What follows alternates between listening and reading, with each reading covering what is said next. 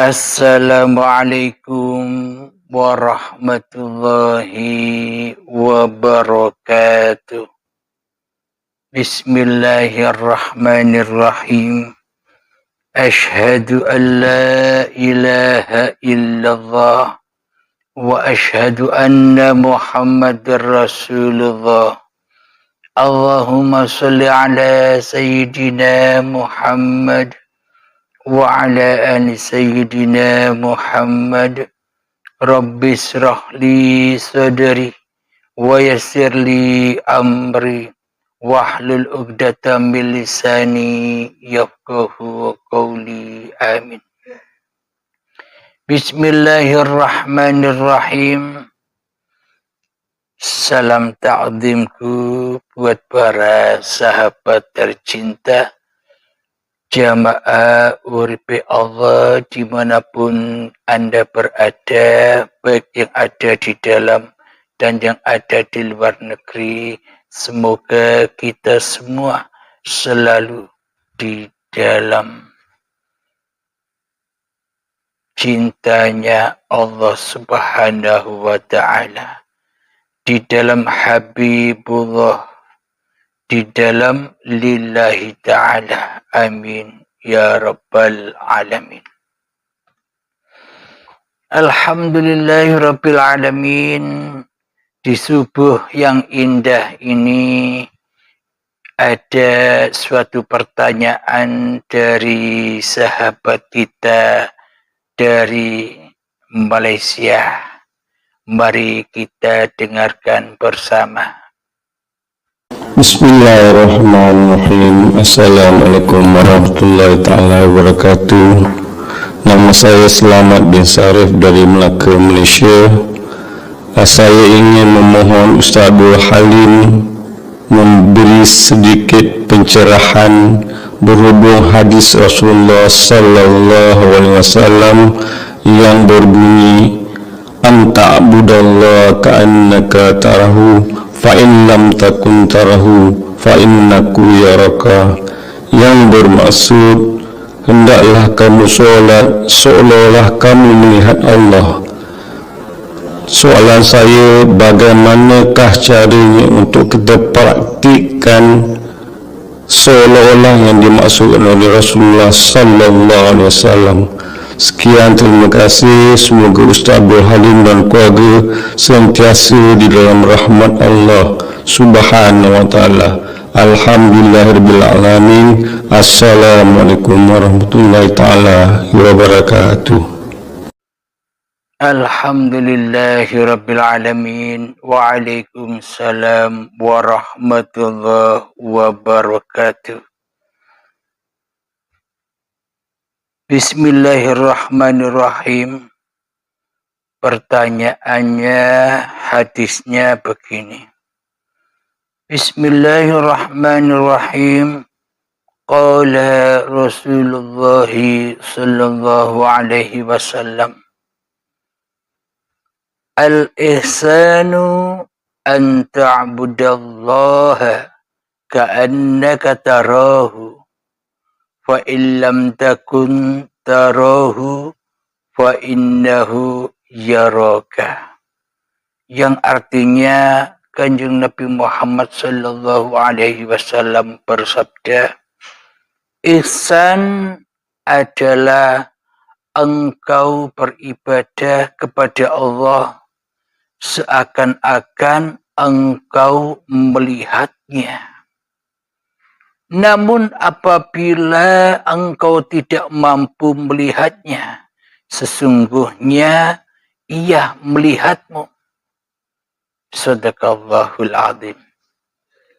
Jadi makna dari hadis ini memang bertahap-tahap, bertingkat-tingkat bagi saudara-saudara kita yang masih duduk di dalam syariat, yang masih berkecimpung di dalam syariat kemanusiaannya, ya bolehlah memaknainya dengan syariatnya. Tidak ada yang salah. Jadi seakan-akan bila di sini dikaji seakan-akan itu kan seolah-olah itu kan bayang-bayangkan. Jadi Kanjeng Nabi Muhammad pun hadis-hadis pun bisa dipahami secara syariat pun juga bisa dipahami secara hakikatnya. Alhamdulillahirabbil alamin. Bagi saudara-saudara kita yang belum terketuk hatinya, yang belum terhidayai hatinya,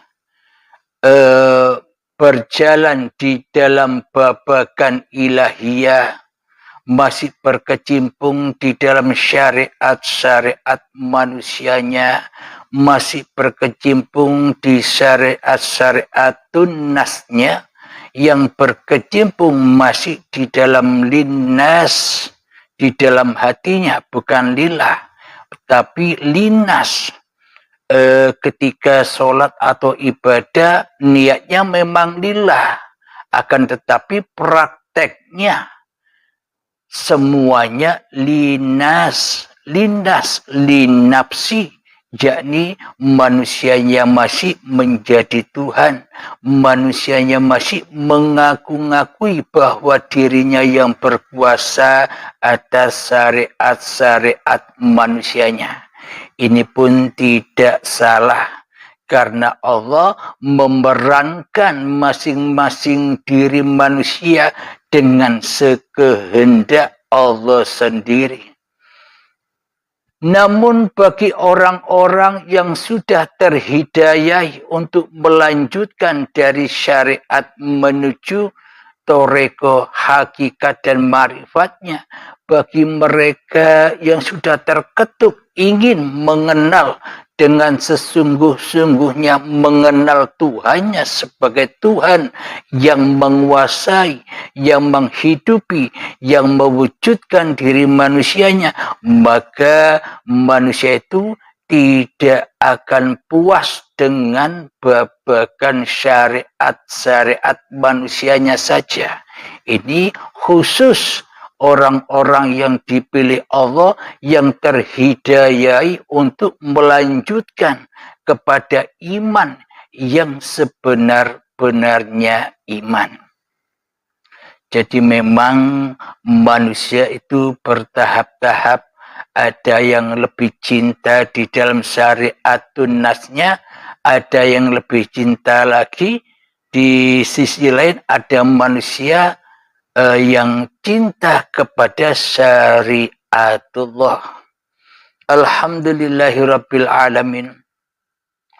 Jadi yang dimaksud ihsan, ihsan itu adalah pertama iman, kedua Islam, dan ketiga ihsan.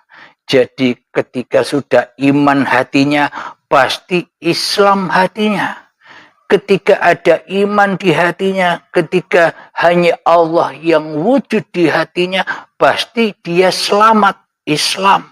Selamat hatinya dari hal-hal selain Allah. Dan ketika sudah Islam dan selamat, itulah manusia itu ihsan, sempurna kebagusannya, sempurna insan kamil, manusia-manusia pilihan-pilihan Allah, manusia-manusia yang diutus oleh Allah, manusia-manusia sebagai pesuruh Allah, manusia-manusia sebagai Rasulullah, manusia-manusia yang sudah lepas bebas dari belenggu utusan Rasul atau pesuruh hawa nafsunya sendiri. Inilah yang disebut ihsan. Seluruh manusia akan mencapai ihsan, meskipun berbeda-beda prosesnya. Bagi manusia-manusia yang dipilih oleh Allah, bagi manusia-manusia yang diberi petunjuk oleh Allah, ia akan mencari ihsan ini ketika saat hidupnya masih luang waktunya, Maknanya tidak terjepit, tidak kepepet dengan syakaratul maut. Ketika sakaratul maut belum tiba, ia mencari jalan untuk menebus sakaratul maut. Ia mencari jalan untuk kembali rojiun kepada Tuhannya, agar ketika sakaratul maut tidak payah-payah dan tidak disiksa. Ia langsung ketika ajal menjemput, karena memang ajal itu ditunggu-tunggu olehnya, karena kematian itu sangatlah indah baginya daripada ia merasa hidup. Ini memang bagi orang-orang yang diberi petunjuk oleh Allah, bagi orang-orang pencari Tuhan. Jadi memang penduduk neraka itu lebih sempit, lebih pasek, lebih ramai daripada penduduk surga. Maknanya bagaimana? Manusia yang cinta akan dirinya dan manusia yang cinta akan dunianya lebih banyak di dunia ini daripada manusia yang sudah tak cinta lagi pada dunia, yakni lebih sedikit orang-orang yang mencari Tuhannya. Jumlahnya lebih sedikit, bisa dibanding 1 juta manusia banding 1 pencari ini. Alhamdulillahirabbil alamin. Meskipun beda-beda makomnya, akan tetapi bila bagi orang yang sudah sampai kepada Tuhannya, sudah tak ada perbedaan lagi. Karena bagi manusia yang sudah kembali rojiun kepada Tuhannya, ia sudah tak tampil lagi di dunia ini. Ia tak bisa bersyariat lagi di dunia ini, karena syariatnya sudah dikembalikan kepada syariatullah. Karena hanya Allah lah yang bisa bersyariat, karena hanya uripe Allah lah yang bisa bergerak kemanapun. Uripe saja yang bisa melakukan apapun atas badan-badan ini. Jadi di dunia ini ada 2 golongan. Golongan manusia yang masih menjadi Tuhan di dalam hatinya. Di dalam hatinya manusia sebagai pengutus, manusia sebagai penyuruh badan-badan ini untuk bertindak tanduk. Inilah hawa nafsu itu. Dan golongan yang kedua adalah manusia yang sudah kembali kepada Allah. Manusia yang sudah mati sebelum mati di dalam baiatnya. Manusia yang sudah tak merasa lagi bisa berbuat apa-apa kecuali Allah. Inilah manusia yang ihsan. Jadi untuk menuju ihsan ini berbagai jalan yang ditempuh, berliku-liku jalannya. Manusia ada yang mencari ihsan ini sampai bertapa di gua-gua, 7 hari 7 malam di gua. Saya tanya, dapat apa di dalam gua itu bertapa selama 7 hari 7 malam? Tak dapat apa-apa. Yang didapat hanya melihat sosok-sosok astral. Ada yang di gunung-gunung, ada yang di tepi-tepi pantai, ada yang di hutan-hutan, berbagai macam bentuk manusia untuk menempuh jalan ihsan ini. Kanjeng Nabi pun demikian. Ketika menempuh jalan ihsan, Kanjeng Nabi Muhammad rela berlama-lama di Gua Hira demi untuk menggapai al-ihsan ini. Menggapai iman, Islam, dan ihsan.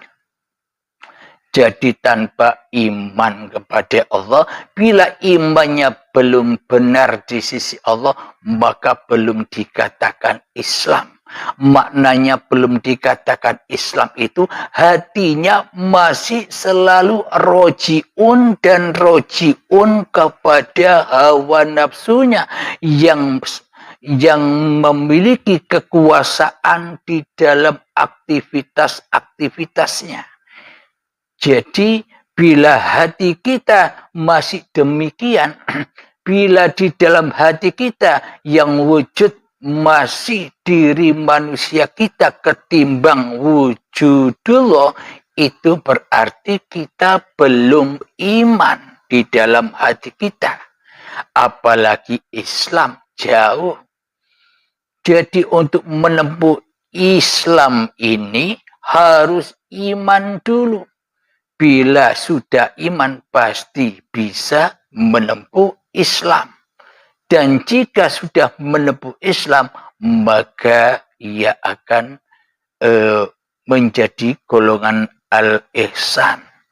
Benar, golongan orang-orang yang benar, golongan para nabi, golongan para rasul, manusia yang sudah diutus Allah dan manusia yang sudah bebas dari belenggu-belenggu Tuhan hawa nafsunya di hatinya.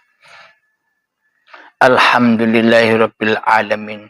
Memang tidak mudah untuk melakukan ini semua. Memang tidak mudah memahami ilmu-ilmu ketuhanan, terutama yang ada banyak di YouTube, banyak di tarekat-tarekat. Memang tak mudah untuk memahami Allah, karena di situ banyak dalil-dalilnya, banyak ritual-ritual yang harus dijalaninya, banyak kalimat-kalimat yang harus dihafal-hafalkan. Betapa sulitnya. Sama perjalanan saya pun juga demikian dahulu. Alhamdulillahirabbil alamin. Jadi kita kembali kepada hadis tadi. Al-ihsanu an ta'budallahu ka'annaka tarah. Beribadalah al-ihsan. Ihsan adalah engkau beribadah kepada Allah seakan-akan engkau melihatnya. Bagaimana mungkin kita bisa melihat Allah bila diri manusia kita yang bisa melihat? Jadi untuk melihat Allah itu harus Allahnya yang melihat. Harus Allahnya yang bisa melihat. Bagaimana caranya bisa Allah bisa melihat? Maka tiadakan dirimu di hatimu. Nyatakan bahwa hanya Allah yang wujud. Nyatakan bahwa hanya Allah yang hidup. Nyatakan di dalam hatimu bahwa hanya Allah yang bisa melihat. Itulah aplikasi di dalam beribadahlah seolah-olah engkau bisa melihat Allah. Jadi manusia bisa melihat Allah itu manusianya ya harus mati dulu. Manusianya ya harus tak jadi Tuhan dulu. Manusianya ya harus lengser dari kerajaan-kerajaan hawa nafsunya dulu. Baru Allah bisa melihat zatnya sendiri. Jadi tak satu pun manusia di dunia ini, tak satu pun, semuanya tak satu pun manusia bisa melihat Allah. Tak satu pun manusia bisa bertemu dengan Allah. Tak satu pun manusia bisa menyaksikan Allah. Tak satu pun manusia bisa melihat Allah. Tak satu pun manusia bisa menghadap Allah kecuali zatnya sendiri. Maknanya kecuali bila hidup ini sudah bukan hidup manusianya lagi, baru nyata imannya, baru nyata iman kepada Allahnya, baru nyata iman kepada para malaikatnya, baru nyata iman kepada kitab-kitabnya, yakni kitabullah, kitab yang ada pada setiap diri manusia, ciptaan Allah. Baru teraplikasi iman kepada rasul-rasulnya Allah, bahwa dirinya hanya rasul, bukan Tuhan. Kita hanya diutus, dipergerakkan, diperjalankan, bukan jalan sendiri. Maka teraplikasilah iman kepada hari akhir. Berakhirnya diri manusianya di hatinya, yang ada hanya Allah. Maka teraplikasilah iman yang keenam, yakni iman kepada qada dan qadar, yakni beriman kepada kekuasaan dan ketetapan Allah yang terjadi atas masing-masing diri manusianya.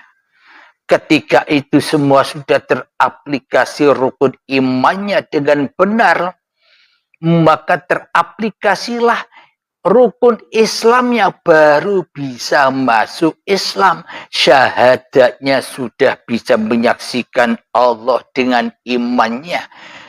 Sholatnya sudah akimis sholat li dzikri.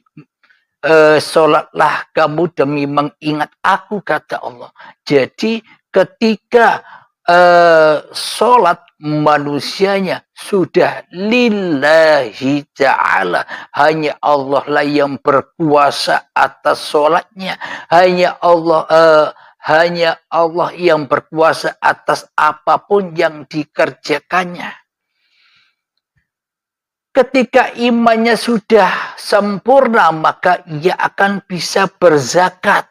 Maknanya zakat, kalau secara syariat, zakat itu ya zakat untuk mengeluarkan apa-apa yang kita cintai.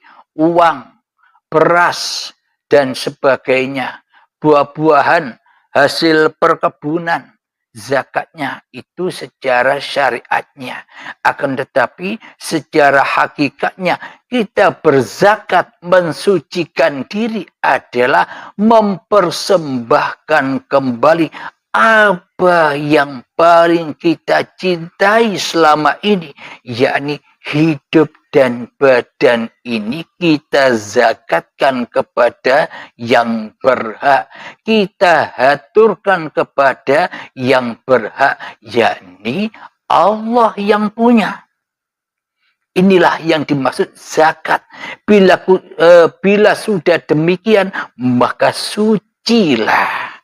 Zakat itu kan mensucikan dirimu dari harta-hartamu, agar kita tak cinta kepada selain Allah. Bila iman yang 6 sudah sempurna, maka ia akan bisa berpuasa di dalam bulan sucinya, yakni bulan suci Ramadan yang ada di dalam diri, yang berkelanjutan tak terputus-putus sejak manusia itu berbaiat sampai ajal yang menjemput, puasa terus detik demi detik, yakni hati sudah puasa dari diri manusianya, hati yang sudah gelap dari kemakhlukannya, yang terang benderang, yang wujud, yang hidup, yang berkuasa hanyalah Allah. Itulah makna malam Lailatul Qadar. Itulah maknanya bulan suci Ramadan, yang mana hawa nafsu, iblis, dan setan, jin tidak akan bisa menembus singgasana Allah di dalam hatinya. Maka terikatlah, maka terpenjaralah, maka terbelenggulah iblis, setan, jin. Terbelenggu dibelenggu oleh Allah sendiri. Karena yang bisa membelenggu hawa nafsu jin, iblis, dan setan bukan manusia. Yang bisa membelenggu ya penciptanya sendiri. Bila yang nyata, yang wujud, yang hidup, yang berkuasa di dalam hati ini sudah Allahnya. Bila iman, rukun iman yang 6 itu sudah sempurna, maka sempurna juga hajinya. Rukun Islam yang kelima, maknanya labbaik Allahumma labbaik, labbaik la syarika laka labbaik. Jadi sudah, hati ini sudah suci tanpa mempersekutukan Allah dengan diri manusianya. Tidak mensekutukan wujudullah dengan wujud diri manusianya. Tidak mensekutukan hayatullah dengan hayat manusianya. Tidak mensekutukan uripe Allah dengan uripe manungsane. Tidak mensekutukan kekuasaan Allah dengan kekuasaan manusianya. Itulah yang disebut haji. Jadi ahad antara rukun iman yang 6 dan rukun Islam yang 5. Ahad jadi satu. Ketika sudah ahad semua, maka itulah al-ihsan. Dialah manusia-manusia yang benar. Manusia-manusia pilihan, manusia-manusia yang sudah dipilih oleh Allah untuk menjadi utusan Allah. Maknanya Kanjeng Nabi Muhammad itu adalah contoh suri tauladan untuk seluruh manusia. Karena pada hakikatnya seluruh manusia itu adalah ya seperti Kanjeng Nabi Muhammad menjadi Rasulullah, menjadi utusan Allah, menjadi pesuruh Allah.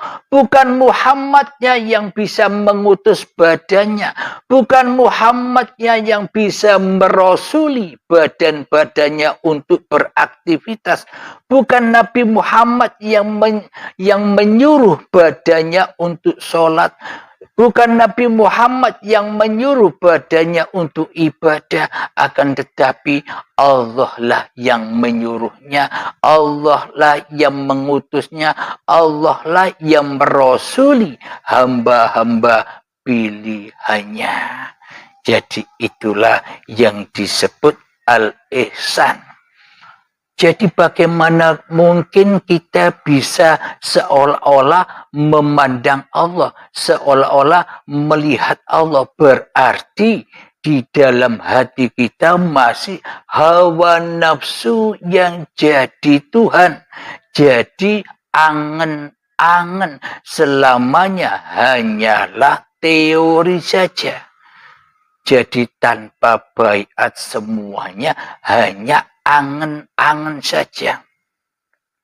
Bagi para penyimak channel Uripe Allah, mestinya selama ini setelah mengikuti paparan demi paparan, pasti Anda giat belajar di dalam tafakur, giat belajar di dalam latihan zuhud, giat belajar di dalam latihan khalwat, menyepikan diri, mengheningkan diri, selalu giat bertapa duduk, mengheningkan cipta-cipta diri manusianya. Akan tetapi selama ini, selama berlatih, Anda kadang ingat, kadang lupa, kadang ingat, kadang lupa, kadang ingat, kadang lupa. Tapi banyak lupanya selama ini di dalam Anda berlatih. Karena Anda berlatih sendiri tanpa ada guru pembimbingnya. Karena guru Anda selama ini hanyalah hawa nafsu Anda sendiri yang Anda jadikan guru selamanya.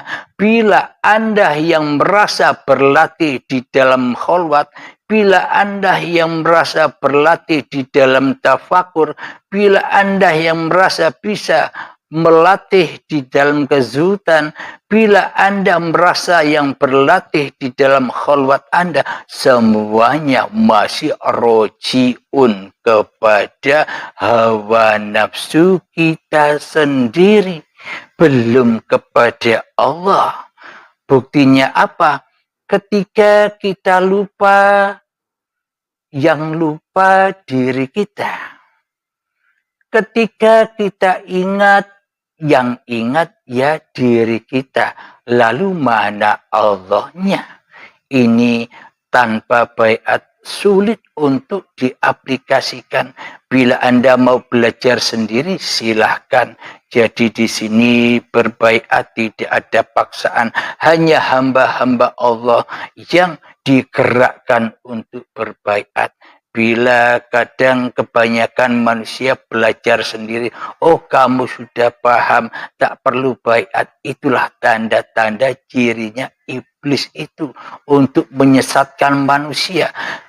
Sehingga apa yang diterima selama ini, paparan-paparan yang didengarkan selama ini hanya teori-teori saja yang tak teraplikasi, karena yang merasa mengaplikasikan masih hawa nafsunya. Sulit. Kalau memang Anda diizinkan belajar sendiri berpuluh-puluh tahun lamanya, silahkan. Jadi tidak ada paksaan. Karena ilmu Allah sudah diberikan dengan gratis, pemahaman-pemahaman tentang ketuhanan sudah diberikan secara gratis, tanpa edeng aling-aling, tanpa ada yang disembunyikan. Semuanya sudah diwedar, semuanya sudah dipaparkan, silahkan amalkan sendiri-sendiri. Namun bila bagi yang sangat sulit untuk mengaplikasikan, mereka lah yang pasti akan datang untuk berbaiat.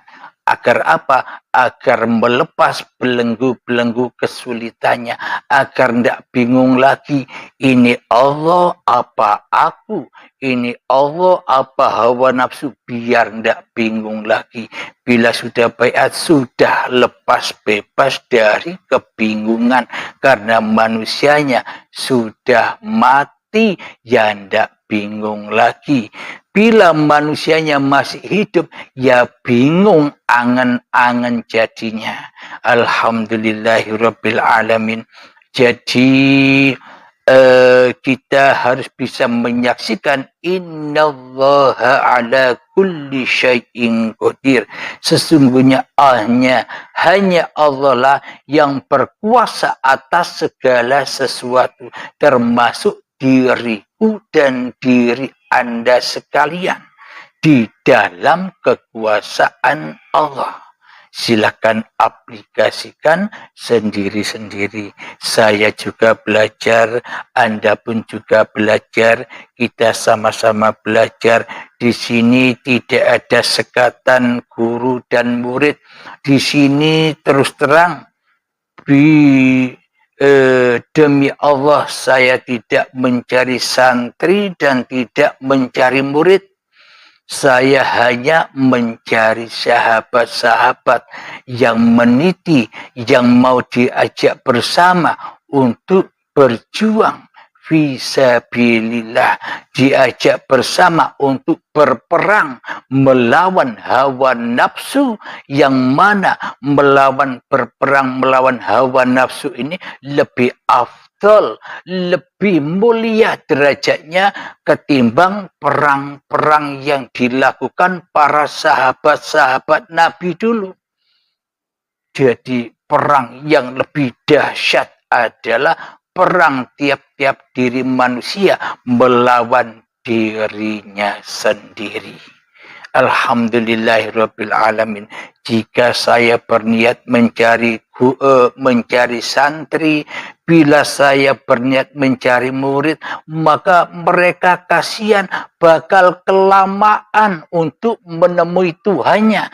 Karena mereka kebanyakan bila seseorang ini mencari santri dan mencari murid, maka si murid atau santri itu akan memuliakan gurunya.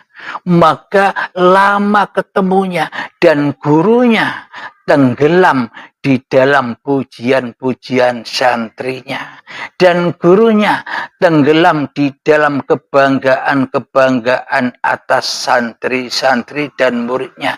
Dan gurunya tenggelam di dalam kemuliaan-kemuliaan santrinya, ingin dimuliakan santrinya, maka kelamaan santrinya bisa sampai kepada Allah.